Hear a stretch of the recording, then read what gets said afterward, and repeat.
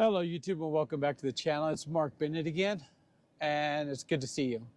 So our last video we talked about them shutting us down and then giving us loads and having us leave the yard even though they knew it was unsafe to leave the yard so they could gate out. I came in and I talked to one of the dispatchers at night and we had a little discussion. I asked him, I said, I've been doing this over 20 years and you knew you were shutting down the interstate from 5 miles north of the yard all the way through Idaho and all of Idaho because of this blizzard coming in. No, yeah, we knew that. I said, then why in the world did you dispatch me on a load going that way and let me leave before you sent out the message? And their exact words were, we knew we were shutting you guys down, but we had to get those loads off the lot so we didn't get hit with the late pickup or late delivery by Walmart. So it wasn't about my safety, because if it was, they wouldn't have had us leave the yard. They were so concerned with not getting hit with a late pickup or late delivery, leaving the yard late, that they let us go and then shut us down after we were down the road. And so we had to travel in adverse weather where we shouldn't have been traveling in to begin with to get to find a safe place to park. And as you've seen in my last video, refused to pay for my parking, even though they wouldn't let me drive. Or they told me to drive to another safe area. So, like I said, I told you in my last video what it was. I knew exactly what it was. They had to get the loads off the yard. So I went and I delivered in Grand Junction the day before yesterday. And I went over and I picked up eggs in Delta yesterday, Sugarville, Utah. And on my way back, I get a message. There's a load. It's goes down to Saratoga Springs, Utah, then goes and picks up. I was supposed to deliver last night, pick up 2 o'clock this morning at Tyson and bring it back up here. So I sent a message. When I get back, I'm only going to have 15 minutes left on my clock.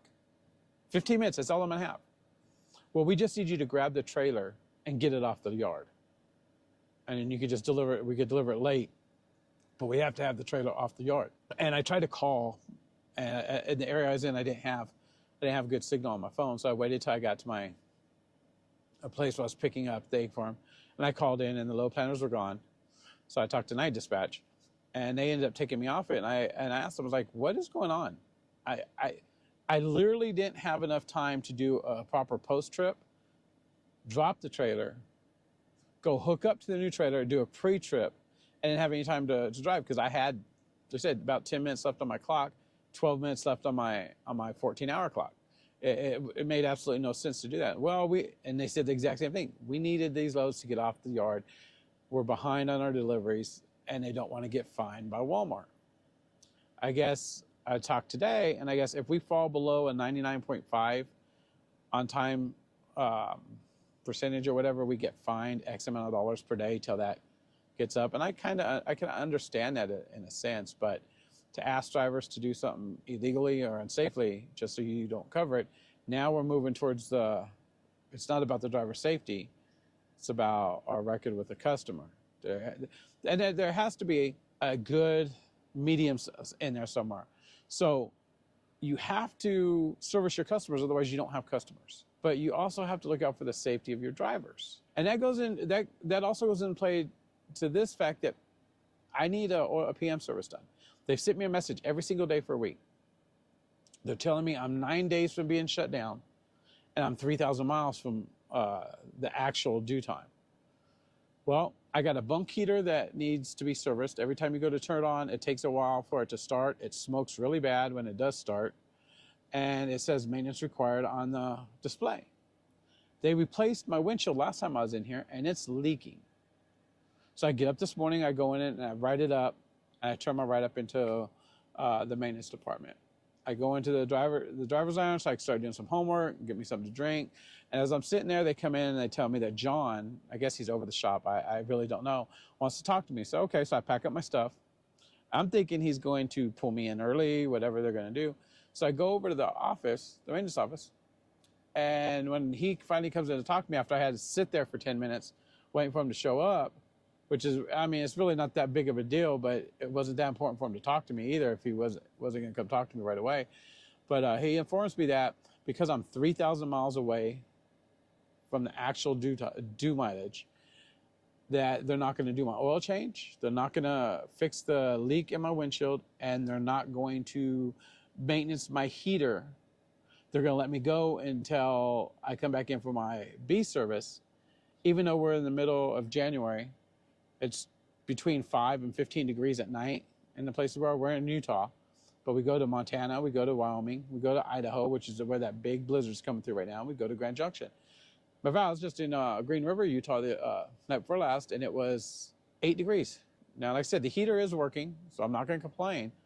But what happens if I leave tomorrow, I park somewhere, and my heater goes out? I can't idle my truck to stay warm.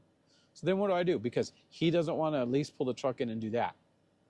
Now, on top of that, it's going to screw me up because the message says they're shutting me down in 9 days. He even said, if it goes beyond 9 days, we're shutting you down. Well, I'm on a 34.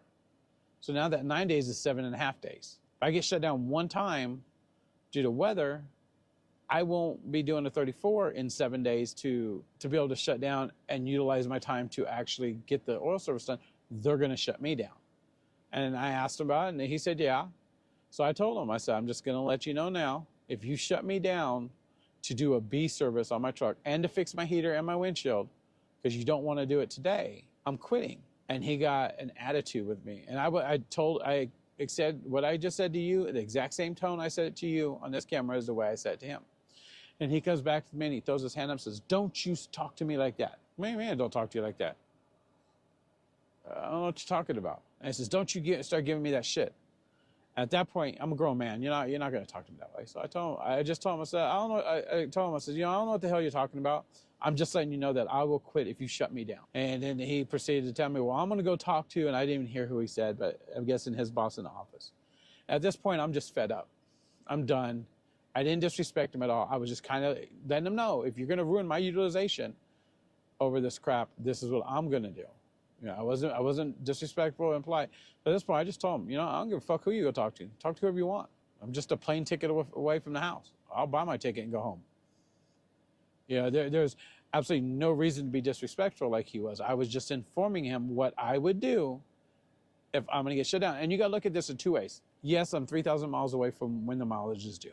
Yes, they like to do it within 2,000 miles. But if I run and I'm not ready to shut down for my 34 and they shut me down for a day to do my B service, the heater, and the windshield, I lose days of running. On top of whatever days I lose because I get shut down due to weather running. So it's poor utilization of them for me. My check suffers, my finances suffer. His check doesn't change. He comes into work every day, he gets paid every day. Us drivers, we don't. Now, we chose this profession, but I also didn't choose this profession to be underutilized in certain circumstances like this. And that's exactly what it is. On the flip side of that, Swift loses out, right? Yeah, you changed the oil 3,000 miles early instead of 1,000, right? Okay. You do your oil changes every 75,000 miles. Is that 1,000 miles really going to make a difference? But how much money do you lose when you shut my truck down before I'm going to be shut down for a 34 to change the oil? Now, I'm not saying this is what's going to happen. This is a possibility that can happen. But I like to cover my bases, and that's why I warned them. Look, this is the deal. I was not in any way rude. The way I'm speaking to you now on this video is the exact same way I spoke to him. So take that for what you will. I've dealt with the shop in Lathrop, California. Those people are amazing. I've dealt with the shop in Fontana, California. Very respectful, very polite in the way they explain things to you. And I had a similar issue like this when I first started over something else, and the gentleman was polite and explained it to me the way I understood it. The point he was coming from, I was able to explain to him my theories on it, and we shook hands, we walked away, and it was all cordial. This guy right here is a jackass. I've heard him talk to other drivers the same way. And there's absolutely no reason for them to treat the drivers, the way he treated me or talked to me disrespectfully like that.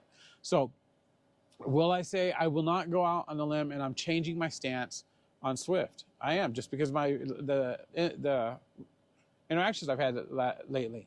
I'm beyond my 6 months, so I'm beyond the honeymoon period, right? So, will I say Swift is a great company to work for? I will not say that at this point. I will still say it's a good company. And they have amazing benefits for working here, like the tuition reimbursement, which I've been taking advantage of, the home time policy and stuff like that. So, but I can no longer say Swift is a great company to work for because of these last few weeks. And now I don't know if that's because it's winter. I don't know if it's because my honeymoon phase wore off and we're beyond our 6 months. I can't say. I will say that I am looking at trying to get either on the craft account, go over the road, or possibly even quitting over what's been happening lately. Just because it makes absolutely no sense to me, and it's stressing me out more than I need to be stressed out. And it's aggravating me more than I need to be aggravated. So now I'm driving down the road aggravated when I shouldn't be. So we'll keep you informed on what we decide. Odds are we're going to be staying at Swift. I don't know that we're going to be staying on this account or not.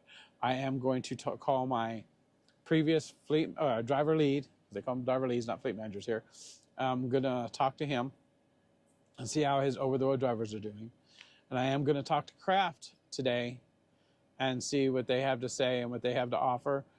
I know the Kraft account pays 16 cents more per mile than what I get paid over here, because I was offered the job a few months ago to go on that account, and like a dummy, I turned it down because over here I enjoyed my interactions with the people in the office, and for the most part, 99% of those in the office here are amazing people. Don't get me wrong. My biggest complaint is this jackass in the maintenance department or in the shop. So, but we're going to keep you posted. Please like, comment, subscribe down below. Let me know if you're a current Swift driver. Let me know in the comments, your experiences. And if you're thinking about coming to Swift, let me know what your concerns are, and I'll do my best to answer them in upcoming videos. Thank you, and have a wonderful day.